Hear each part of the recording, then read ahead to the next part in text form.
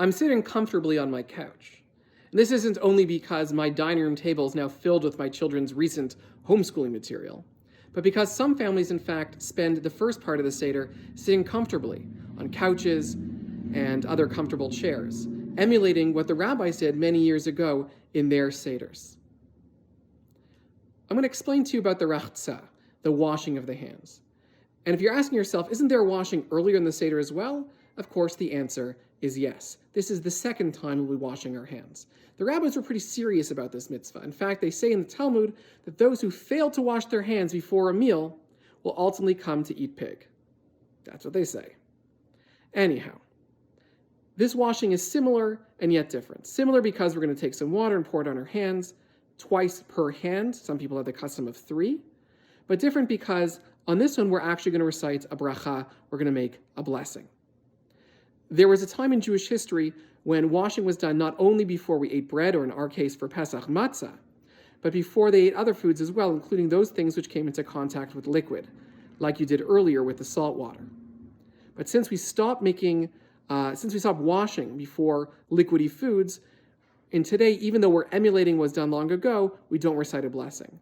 But for this one, right before the matzah, we do. It's actually a really good time for the hand washing because after sitting for a long time with Magid, with the story section of the Seder, it's a good opportunity to get up and stretch your legs. But in my family, the tradition is often not to actually walk to the kitchen or bathroom to wash, but rather a washing station, so to speak, is passed around from person to person, and we remain seated at the table. Come with me as I wash my hands. I appreciate that you're being patient with this self-made video. It seems as if no one in the family is able to quite do it right now with 3 little kids running around the house. So we take off any jewelry we might have, our rings. We take our fancy washer with 2 handles, and we wash twice on each hand. It's always nice to refill it for the person who's coming next. Grab the towel. Now, if you wash your hands in the bathroom, it's important to leave, of course, before you say the blessing. The tradition is to lift your hands up, maybe even let some of the water drip down a bit, and recite the blessing. Bless you, God, King of the universe, who has sanctified us and commanded us regarding the washing of the hands. Baruch atah Hashem Elokeinu melech haolam asher kitchem v'tzavet tzivanu al netilat yadayim. Now, during a Seder or any other time where you wash your hands ritually, this is the moment where you stop talking.